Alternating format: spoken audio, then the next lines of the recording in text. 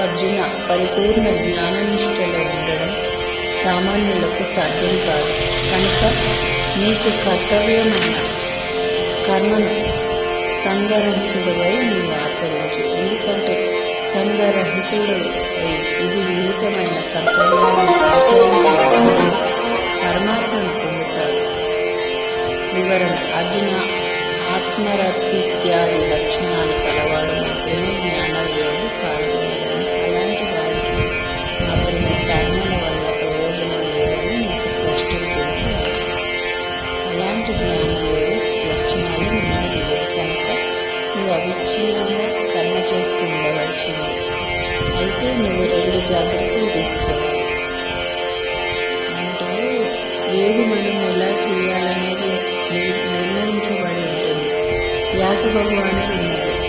అతను కర్మలను చేయడు, పోయి ఆశ్రమంలో జీవిస్తాడు.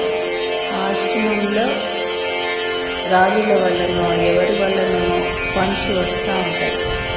ఆ ఫండ్స్ చేత అతను ఆ కాలం వెళ్ళబుచ్చుతూ భగవంతుని చేరువవ్వాలని మెడిటేషన్ చేస్తూ కూర్చుంటాడు. మెడిటేషన్ అలా ఎన్నో నేర్చుకున్నాడు. ఆయన విద్యలు, ధనుర్విద్య, నాట్య శాస్త్రము, ఇంకా ఎన్నో నేర్చుకున్నాడు. అలాంటి వాడు వేటాడకుండా ఏ కర్మలు చేయకుండా ఉంటాడు కదా. కాబట్టి నువ్వు ఈ కర్మకు మాత్రమే సూటబుల్ అని చెప్పి చెప్తున్నారు శ్రీకృష్ణ భగవానుడు. విధి విహితాలైన కర్మలు మాత్రమే చేయాలి. కొన్నిటికి ఏమీ కూడా తెలియదు. సత్కర్మలు, దుష్కర్మలు అంటారు. సత్కర్మలు అంటే ఏంటి అంటే సన్మార్గంగా చేసేటువంటి చేయదగినవి, ఎవరిని కొట్టకుండా తిట్టకుండా సన్మార్గంగా చేసే కర్మలు సత్కర్మలు. సత్కర్మలు ఎవరు చేస్తారు? ఎక్కువ రాముడు. సత్కర్మలు.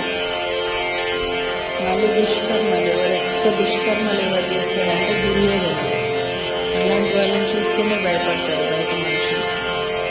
వాటిని కూడా కళాశక్తివంతంగానే కర్తృత్వ భావనావంతంగానే చేయాలి. అలా చేస్తే ఏ మనిషికైనా సరే క్రమంగా చిత్తశుద్ధి లభించి దాని ద్వారా మోక్షం అనేది తీరుతుంది.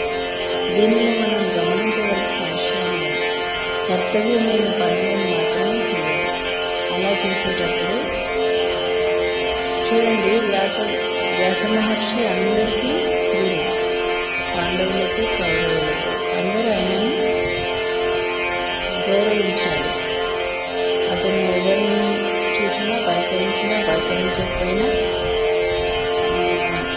ప్రణామ్ పితామా, ప్రణామ్ స్వామి అని అనాలందరూ.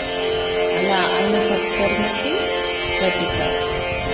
అలా ఆయన భగవంతుని చేరడానికి ఇలాంటి బుక్స్ రాయడానికి, భగవద్గీత రాయడానికి, మహాభారత రాయడానికి ఆయన ఒక రచయిత కేవలం రాస్తాడు. ఇలా జరుగుతుంది, ఇలా జరగబోతుంది అని. అది ఎదుర్కొనేది ఎవరు? కర్మ చేసేవాళ్ళు. అర్జునుడు లాంటి వాళ్ళు, భీముడు లాంటి వాళ్ళు ఎదుర్కోవాలి. అలా చేసేటప్పుడు ఇలా చేస్తే పరిపూర్ణ మోక్షం క్రమక్రమంగా తాను వస్తుంది.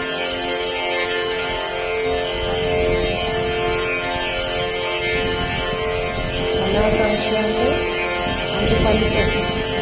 ఏదైనా పని చేస్తాం, దానికి ఫలితం వద్దు అని చేస్తాడు. మంచి పని చేయాలి, ఎవరికో పోనీ ఆ ఫలితం లేకుండా సాధన చేస్తాను. అలా చేస్తే కళాకాంక్ష లేకపోతే కర్మల మీద ఆసక్తి ఎందుకు ఉంటుంది అంటే అంటేనే ఆ కర్మ మీద ఆసక్తి ఉంటుంది. ఫలితం రాదంటే కర్మ మీద ఆసక్తి ఉండదు. అయినా కూడా కొన్ని సమయంలో భగవంతుడు మన చేత ఆసక్తి కలిగించి ఆ కర్మం చేయించి ఫలితము వేరే వాళ్ళకి అందజేస్తాడు. మనం కారణ జన్మలను ఉంటాం కనుక సామాన్య మానవుడికి రకమైన షరతులలో కర్తవ్య నిర్వహణ చేయడం చాలా కష్టమవుతుంది. పెద్ద సైన్స్ అన్నమాట. అది భగవద్గీతను అర్థం చేసుకోవడం చాలా కష్టం. భగవానుడికి కూడా ఈ మాట తెలుసు. అందుకే దీనికి తగిన ఉపాయాన్ని 11వ అధ్యాయం చివరిలో ఆయన ఇలా మార్గనిర్దేశకం చేశారు. మార్గనిర్దేశకం అంటే ఇలా వెళ్తే నీకు మంచిది, ఇలా వెళ్తే మంచిది అని చెప్తున్నారు. ఆయన అర్జునుడు అంటే ద్వారా కుప్పకూలిపోయి నేను ఇంక యుద్ధం చేయను, నా వల్ల కాదు అని అంటే ఇంకేముంది చెప్పండి. ఇంకా అర్జునుడు అహహహా నవ్వి వికృత తాండవం చేసి ఇంకా మనము మొత్తం మనదే రాజ్యం అంతా అని ఇష్టం వచ్చినట్టు చేస్తాడు. క్రూర కర్మలన్నీ చేస్తాడు. క్రూర కర్మలు అంటే ఆడవాళ్ళని ఎత్తుకురావడం, ఆడవాళ్ళని హింసించడము, ఆ బట్టలు ఇవ్వడము, వాళ్ళకు నాట్యం చేయించడం, ఇలాంటివన్నీ క్రూర కర్మలు. సత్కర్మలు చేయడు వాడు. వాడు లాంటి వాడికి మనం అప్పచెప్పినామంటే ప్రపంచాన్ని ఏమన్నా చేసుకుని నాకు వద్దులే, ఇక నాకు నేను యుద్ధం చేయలేను, నేను నాన్నదమ్ముడు పోయేసి మళ్ళీ అడవులోనే ఉంటాము అని అంటాడు అర్జునుడు. అలా అంటున్నాడు. దాన్ని అది పడేసి దాన్ని మనలన్నీ పడేసేసి నాకు వద్దు అని ఏడుస్తున్నాడు కదా. వీళ్ళందరూ భీష్ముడు నాకు పితామహ, వీళ్ళందరూ ద్రోణాచార్యుడు చిన్నప్పటి నుండి నాకు గురి, వీళ్ళందరితో నేను ఎలా యుద్ధం చేయాలి అని ఏడుస్తున్నాడు. అలాంటప్పుడు అడవులోనే ఉండు, అక్కడే ఉండి కన్నమూలాలు తినుకుంటే దొరికిన రోజు తిను, దొరకని రోజు గమ్మునుండు, రాజు కావాలని ఎందుకు ఆలోచిస్తున్నావు